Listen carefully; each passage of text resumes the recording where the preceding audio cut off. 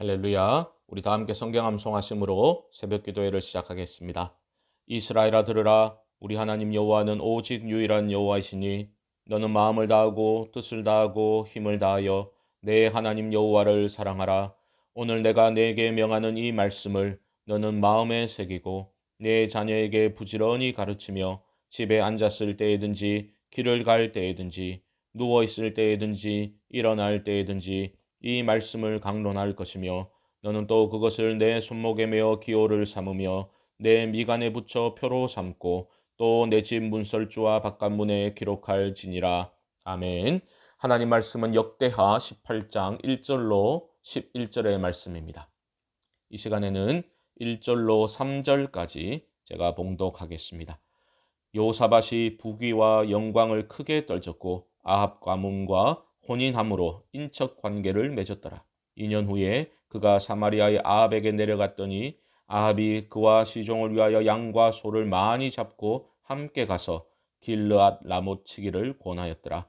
이스라엘의 왕 아합이 유다 왕 여호사밧에게 이르되 당신이 나와 함께 길르앗 라못으로 가시겠느냐 하니 여호사밧이 대답하되 나는 당신과 다름이 없고 내 백성은 당신의 백성과 다름이 없으니 당신과 함께 싸우리다 하는지라. 아멘. 어제 본문에서 여호사밧은 대대적인 종교 개혁을 단행함으로써 하나님께서 놀라운 복을 부어 주셨다라는 것을 우리는 보았습니다. 하나님께서는 다른 신들을 의지하는 것이 아니라 다윗의 처음 길을 걸었던 여호사밧에게 복을 주셨습니다. 하지만 어리석은 인간은 성공을 거둘 때 초심이 흔들리기 참 쉽다라는 것을 오늘 본문은 잘 보여주고 있는 것 같습니다. 1절을 보십시오. 여호사밧이 부귀와 영광을 크게 떨쳤고 아합 가문과 혼인함으로 인척 관계를 맺었더라. 부귀와 영광을 크게 떨쳤다라고 말합니다. 저는 이런 성공의 스토리를 접할 때마다 불안한 마음이 듭니다. 특히 화려하고 대단한 성공을 거둔 사람이 하는 간증 집회의 소식을 들을 때마다 한편으로는 감사한 마음이 분명히 있지만 솔직히 마음 한 구석에는 제발 사고 치지 말기를 이런 마음도 듭니다. 그만큼 잘 나갈 때 실족하는 경우가 빈번하게 일어나기 때문입니다. 여호사밧도 다윗의 처음 길로 끝까지 걸었더라면 흔들림 없이 실족하지 않고 그렇게 걸었더라면 얼마나 좋았을까 하는 생각을 오늘 본문을 보면서 하게 됩니다. 물론 여호사밧이 완전히 자기 자신을 높이거나 하나님께 도움을 구하지도 않고 바알을 의지하는 배교의 길을 걷지는 않았습니다. 하지만 하나님을 전적으로 의지하지 못하고 인간적인 생각으로 자신이 생각하기에 그 성공의 상태를 유지하기 너무나 좋아 보이는 그런 길을 선택하는 실수를 저지른 것은 분명해 보입니다. 그 실수가 무엇입니까? 바로 북이스라엘의 아합 왕과 사돈 관계를 맺는 것이었습니다. 여호사밧의 아들인 여호람과 아합의 딸인 아달랴가 결혼을 하게 되는 거죠. 그들은 사돈이 되었습니다. 남유다와 북이스라엘은 공식적인 동맹 관계를 맺게 된 것입니다. 겉으로 보기엔 너무 좋아 보이지요. 솔로몬의 시대 그 통일 왕국의 분위기도 나고 남과 북이 평화의 관계를 유지하면서 동시에 외부의 이방 국가들도 함부로 쳐들어오지 못하게 되는 더 강력한 힘을 갖게 된 것으로 보입니다. 그런데 두 왕국의 동맹을 하나님께서 기뻐하지 않으셨습니다. 왜 그렇습니까? 아합이 누굽니까? 바알을 섬기는 악한 왕, 특별히 그의 아내 이세벨은 여호와의 선지자들을 죽이고 핍박했던 것을 우리는 잘 알고 있습니다. 하나님이 빠진 연합, 성공을 거둘 수 있겠습니까? 하나됨과 연합이 무조건 옳은 일은 아니라는 것입니다. 참 어려운 주제이긴 합니다만 오늘 본문에 기록된 두 왕의 연합은 사실은 야합이라 불러야 마땅할 것입니다. 아합은 악한 왕이어서 자신이 원하는 것을 이루었다라고 볼 수 있겠지만 다윗의 처음 길을 걷고 있었던 여호사밧의 결정은 참 많이 아쉽고 안타깝습니다.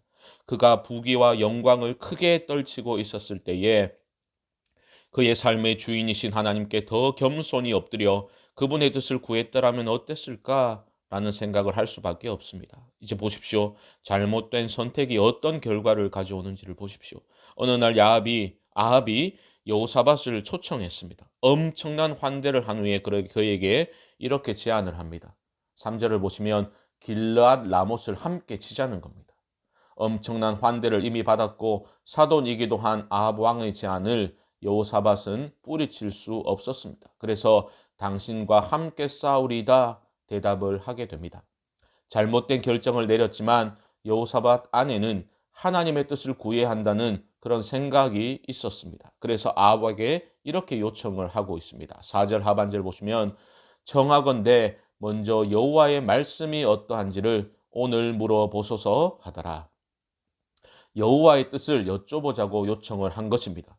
아합 왕은 흔쾌히 그러하자 대답하면서 선지자 400명을 모으고서 질문을 하고 있습니다. 5절을 보시면 우리가 길르앗 라못에 가서 싸우랴 말랴 하니, 그러자 400명의 선지자들이 이구동성으로 외칩니다. 5절 하반절 그들이 이르되 올라가소서 하나님이 그 성읍을 왕의 손에 붙이시리다 하더라.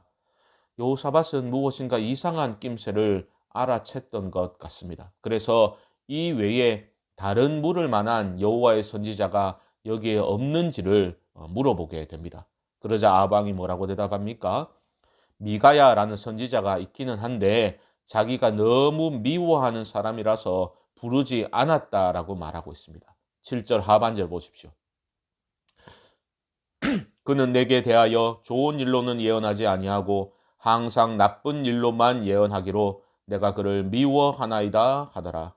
원문을 보면 내가 미워한다, 그것이 강조되고 있습니다. 내가 미워한다고.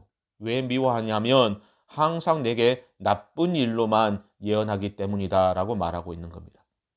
자기 듣고 싶은 말로 일치된 그런 우렁찬 목소리로 외쳐대는 어용 선지자들은 하나님의 선지자일 리가 없습니다. 아합 왕은 악한 길에서 돌이키라는 참된 선지자의 음성을 외면하고 미워하였습니다.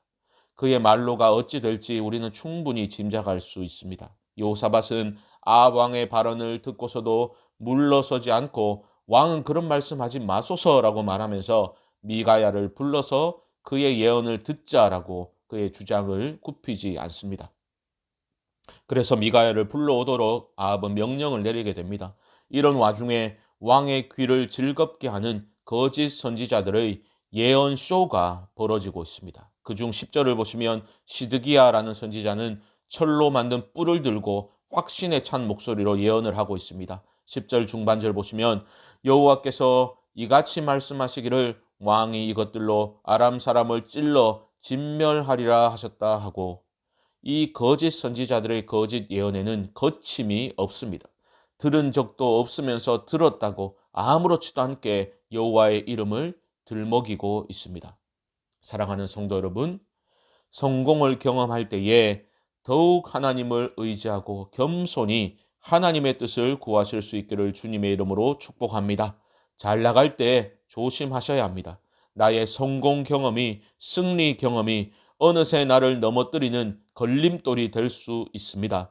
내 뜻을 강화시키기 위해 하나님의 말씀을 수단으로 삼으면 안 됩니다. 말씀으로 내 뜻을 정당화시키려는 일체의 시도를 멈추고서 우리는 날마다 겸손히 말씀에 순종하는 삶을 살아가야 합니다. 거짓된 가르침을 분별할 수 있는 영적 분별력을 달라고 이 아침에 기도하시기 바랍니다. 헛된 사람들의 주장에 미혹되어 말씀의 자리에서 떠나서 자기의 욕망을 부추기는 자리에 그런데 머무르지 마시기 바랍니다. 오직 하나님의 뜻에 순종하되 끝까지 초심을 잃지 않고 날마다 주님과 동행하는 그런 복된 삶을 살아가시기를 주님의 이름으로 간절히 축원드립니다. 우리 합심으로 한번 기도하겠습니다. 성공의 길을 걸을 때에도 겸손하게 하나님만을 의지하는 믿음을 주시고 내 뜻을 정당화하기 위해 말씀을 이용하는 것이 아니라 말씀에 전적으로 순종하는 삶을 살게 하옵소서.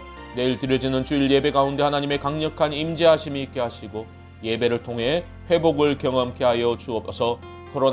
코로나로 인해 어려움을 겪고 있는 이들을 하나님 도와주시옵시고 한국교회가 복음으로 돌아가 능력을 회복케 하여 주옵소서. 우리 교회가 진행하는 리모델링이 순적하게 진행되도록 하나님 함께하여 주시옵소서. 이 외에도 개인적인 기도의 제목들을 가지고 우리 주님의 이름을 한번 모르고 기도를 시작하겠습니다. 주여